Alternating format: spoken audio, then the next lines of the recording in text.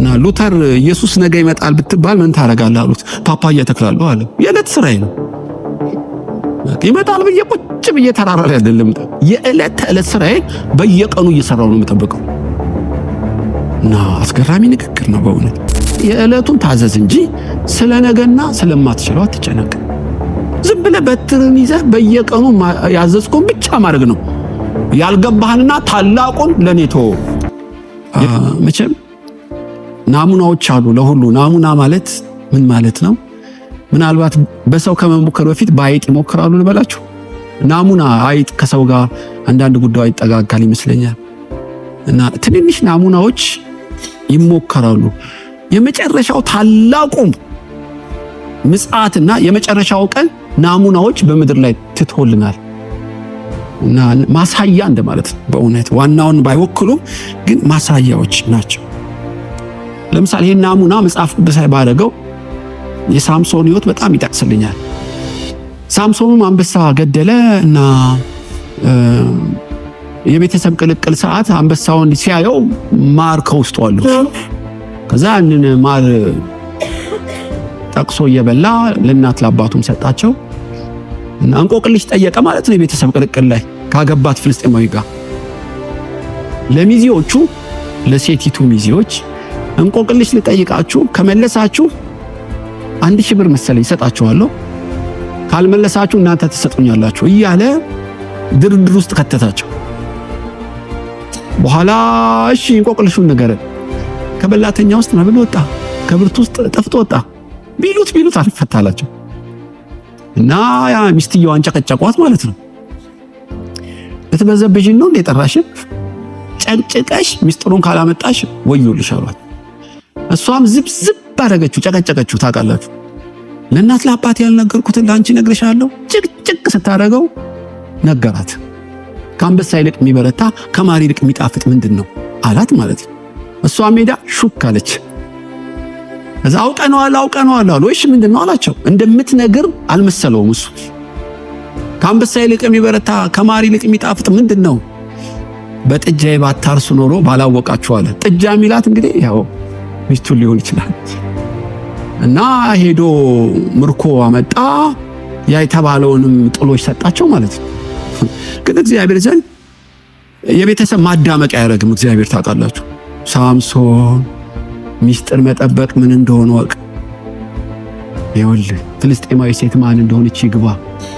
ዛሬ በ1000 ብር ተገላገልከው በኋላ የሚል መልእክት ነው ያለው መቼም። ከዛ ሳምሶን ተጣሉ፣ ተቆጣ፣ ትቷት ደሊላን አገባ። ዋናው አመጣችለት። ያሁኑ ጥያቄ የ1000 ብር ጥያቄ አይደለም። የሰውየው የኃይሉ ሚስጥር ምን እንደሆነ ካላወቅሽ እንገልሻለን የሚል መጣ። ከነገርሽን ደግሞ ይሄን ያክል ብር እንሰጥሻለን ብለው በጓዳ የሸመቁ ፍልስጤማን ቁጫ። ሴትዮዋ ጀመረች እየተጥመለመለች፣ ትወደኛለህ? በወድሽ ነው ያገባውሽ። የኃይል ሚስጥር ምንድነው? በልጥ ብታስሪ፣ ብትጎነጉኝ፣ ችካል ብታረግ እያለ መጫወት ጀመረች።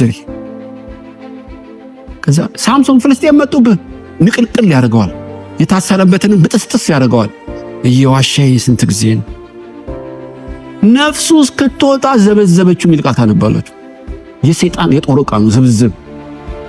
ነፍሱ ልትወጣ ሆነ፣ ቁጭ ብድግ አላረገችውም። በቃ ጠቅላላውን ነገራት። ሄዳችሁ ታውቃላችሁ።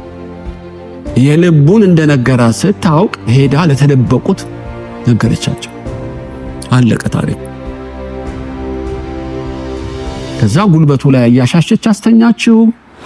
ድብን ብሎ እንቅልፍ ሲወጣ ላጩት፣ አይኑን በጋለ ብረት አወጡት። የፍልስጤማውያን ስንዴ ፈጭ ሆኖ ቁጭ አለ። እግዚአብሔር የቀባው የነሱን ስንዴ እንዲፈጭ አልነበረ፣ ለጣዖታቸው መላገጃ አደረጉት። ታውቃላችሁ ሳምሶን የትንሽ ሁለት ቢገባው ኖሮ እግዚአብሔር አልተናገረኝም ማለት አይችልም። እንደምታውቁ ብዙ ዳዊት በጎችን ሲጠብቅ ድብ ያመጣበታል፣ ድቡን ይገነጣጠላል። ለጎልያድ ልምምድ እኮ ነው፣ ናሙና ነው። ድብና አንበሳ ዋናው ላይ ጉብ አረገው። ዳዊት ከብቶታል። አንበሳ በተፈጥሮ እንዳልመጣ፣ ድብም በተፈጥሮ እንዳልመጣ እና እግዚአብሔር የሚያለማምደው ጦርነት ልቡን እያጀገነው እንደሆን ገብቶታል። አንበሳና ድቡን በእጄ ጣለ ያልተገረዘ ያለው ብዙ ስልጠና ውስጥ ነው። ጥቃቅኑ ገብቶታል ነው የምላችሁ። እግዚአብሔር ለትልቅ ዓላማ እያዘጋጀው እንደሆን ዛሬ ማካፈላችሁ ስለ መጨረሻው ዘመን ስለ ድል ነሺ ጥቂት ሰዎች እና ኢየሱስ በመንደር በከተማ እያለፈ ሳለ ወንጌል እየሰበከ አንድ ሰው ምን እንደነካው አላውቅም፣ የሚያስገርም ጥያቄ ጠየቀው። ጌታ ሆይ የሚድኑ ጥቂቶች ናቸውን አለው። ኢየሱስ እየሰበከ እሱ የሚያስበው ስለ መነጠቅ፣ ስለ ምጽአት፣ ስለ ሲኦል፣ ስለ መንግስተ ሰማይ ስለሚድኑ ሰዎች ነው ማለት ነው በልቡ። ጌታ አልደበቀውም፣ እቅጩን ፍርጥን ያደረገለት። ታውቃላችሁ ሲናገር ጌታ እንዲህ ነው፣ የመጨረሻው ዘመን ያሳሰበህ መልአክ ትራምፔት ሲነፉ፣ ቅዱሳን ሲነጠቁ፣ አንቲክራይስት ትላለ፣ በዛ እንደዚህ ትላለ፣ ሺህ ዓመት መንግስት ብዙ ትጨነቃለህ። ስለ መጨረሻው ዘመን ድል ነስተው ከሚገቡ ጠባብን በሩን ጠባብ መንገዱን ድል የሚነሱ ሰዎች አሁን ልስበክ አለው። በጣም ጥሩ እና ስለ መጨረሻው ሩጫ በእነ አብርሃም ይስሐቅ፣ በእነ ያዕቆብ ነቢያት ዙፋን ላይ ከነሱ ጋር በገበታ የተቀመጡ እንዳንተው ሰው የሆኑ ድል ነስተው በሰማይ ገበታ የተቀመጡ ፓትርያርኮችን ነቢያቶችን ምሳሌ ሰጠው። በእነሱ መንገድ ሂድ እያለው ይመስለኛል። እና በመጨረሻው ዘመን እንደሚገቡ ናሙና በህይወታቸው ያለ ሰዎች ልንገርህ ነው ዛሬ ጨዋታው። እኔ ምን ሳረግ ታይኛለህ? ለምሳሌ አንተማ ሳረግ ማይህ በከተማ በመንደር እያስተማርክ እያለፍክ ነው። በቃ ይሄው ነው ህጉ። የመጨረሻው ዘመን ድል ለመንሳት ከፈለክ በገባህና በጥቂቱ ታመን። ትልቅ ጥያቄ ነው የምጠይቀኝ፣ በትንሹ ግን የለህም። ክርስትና በጣም ትልልቅ ቴዎሎጂ ነገር እየተፈላሰፍክ ታላላቅ ቃል እየተናገርክ የምትመራመረው አይደለም። በእጅ ያለውን በጥቂቱ ታማኝ መሆንን አዋጭ። አንዳንድ ሰው በጣም ፍልስፍናው ልነግራችሁ አልችልም። በቸርችም እጁን ያወጣል፣ የሚሰጠው አስተያየት፣ የሚያመጣው ምክር፣ ነገር ግን እንኳን እሱ ቦታውም የለም ነው ማለት። በትንሹ በገባው የለም። ንግግር በሉት ሰማይና ምድሩ ይደባልቀዋል። እኔ ገርመኛል። እና ስለ መጨረሻው ዘመን ይጠይቃል። እኔ እርግጠኛ ነኝ ባይብል ስተዲ ላይ በሰዓቱ አይገኝም ይሄ ሰው። መጽሐፍ ቅዱስን በየቀኑ ያጠናው የሚፈላሰፈው ትልቅ ጥያቄ። ኢየሱስ ቀዝቀዝ አረገው። ብራዘር መንግስተ ሰማይ በእንደዚህ አይዘለቅ። ይኸውልህ ትልቅ ጥያቄ መጠየቅ እኮ አይደለም ኃጢአት። ለዛሬ ግን እንዳትኖር ካረገ ነገም ሲነጋ ትልቅ ጥያቄ። ብቻ ያለውን በጥቂቱ ከታመንክ በብዙ ትሾማለህ። ሌላውን እንደ ሸማኔ መወርወሪያ ይደውረዋል። ይህ አንተ ጉዳይ አይደለም። ስለማይገባህና ካንተ ውጪ ስላለው ዘመናት ታሪክንና ዘመንን የሚያቀናብር በዙፋኑ የተቀመጠ የሱ ስራ ነው። አንተ ግን በጥቂቱ በገባ መጠን ታማኝ መሆን። እኔን ተመልከት። በመንደር በከተማ ይኸውልህ ተሰብክ። ይኸውልህ ሲሄድ ከተማ መንደር እያስተማረ ያልፍ ነበር።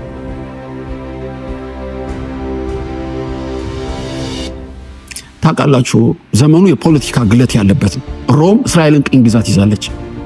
ማርና ወተት የተባለው የአብርሃም ምድርን 100% ተቆጣጥረውታል።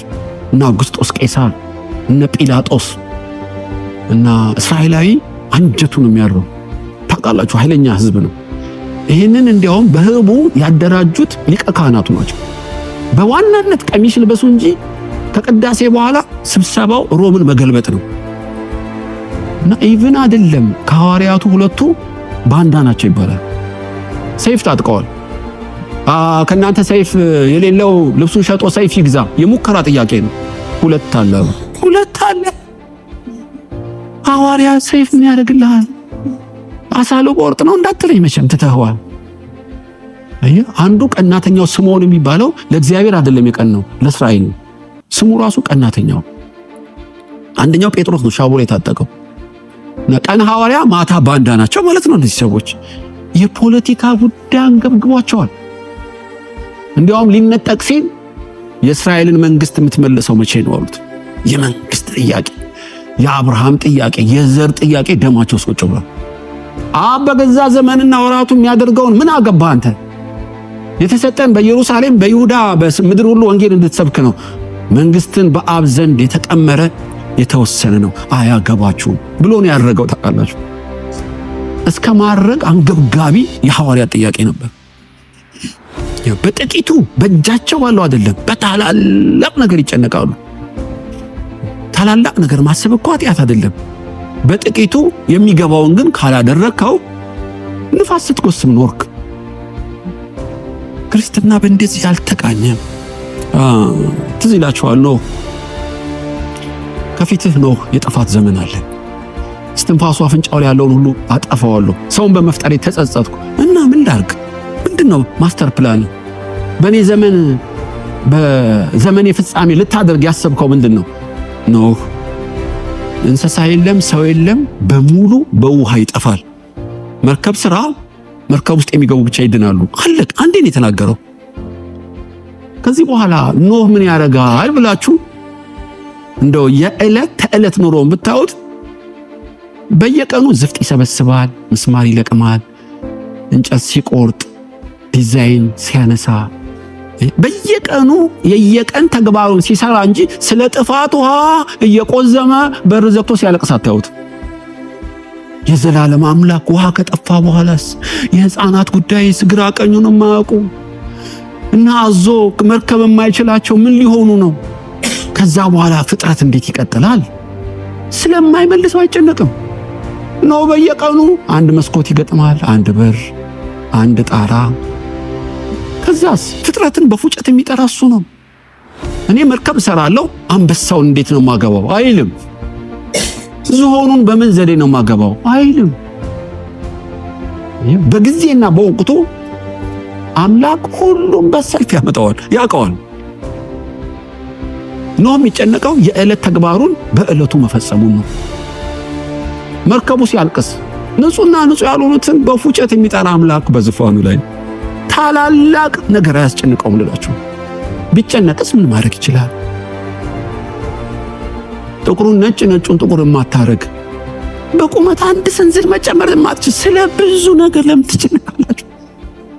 ወፎችን አበባን ተመልከቱ።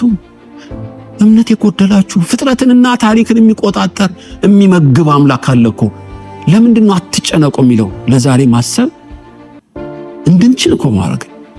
ከተጨነቅ ዛሬ ያልተጻፈ ገጽ ይገለጥብሃል። እና ሙሴ ታውቃላችሁ ኮልታፋ ነው።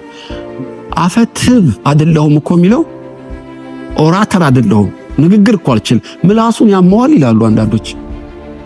አፈ ጸያፍ ነኝ፣ እንኳን ፈርዖን ፊት ከሰው ጋር እኮ ማውራት አልችልም፣ እንደኔ ያለ ሰው ነፃ ወጪ ሊሆን አይችልም አለው።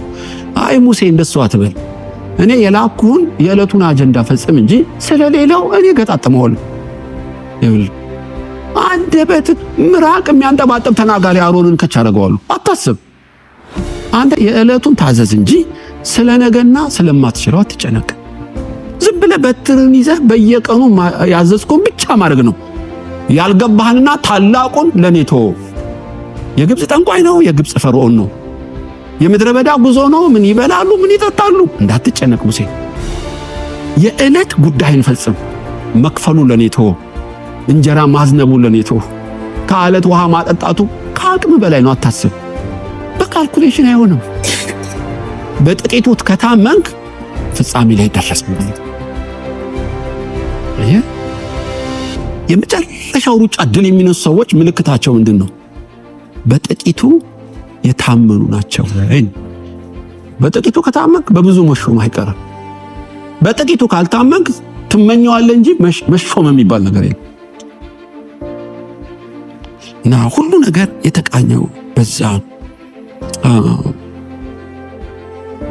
ጌታ ታውቃላችሁ ሲሰቀል ባለፈው ተከፋፍለናል። እና አርማትያስ ዮሴፍ መለኮት እኮ ነው ያዘጋጃቸው። እነ በሌሊት የመጣውና ኒቆዲሞስ ራሱ መለኮት፣ የሰሜኑ ሰው የክርስቶስን መስቀል እንዲሸከም ሁሉም መለኮት በፕሮግራም ነው የሚሰራው። እና ሉተር ኢየሱስ ነገ ይመጣል ብትባል ምን ታረጋለህ አሉት። ፓፓያ ተክላለሁ አለ። የዕለት ስራዬ ነው። ይመጣል ብዬ ቁጭ ብዬ ተራራ ላይ አይደለም። የዕለት ተዕለት ስራዬ በየቀኑ እየሰራው ነው የምጠብቀው። እና አስገራሚ ንግግር ነው በእውነት። ታማኝ እንድንሆን እግዚአብሔር ይርዳል። እና 3 ነገር ነው ዛሬ ያየነው። የድል ነሺ የእነ አብርሃም የህይወት ምልክትነት በጥቂቱ ማገልገል፣ በጥቂቱ መታመን፣ በጊዜ ማገልገል፣ በእውነት አለማመጽ ናቸው። እግዚአብሔር ፍጻሜያችን ያሳምር። አሜን።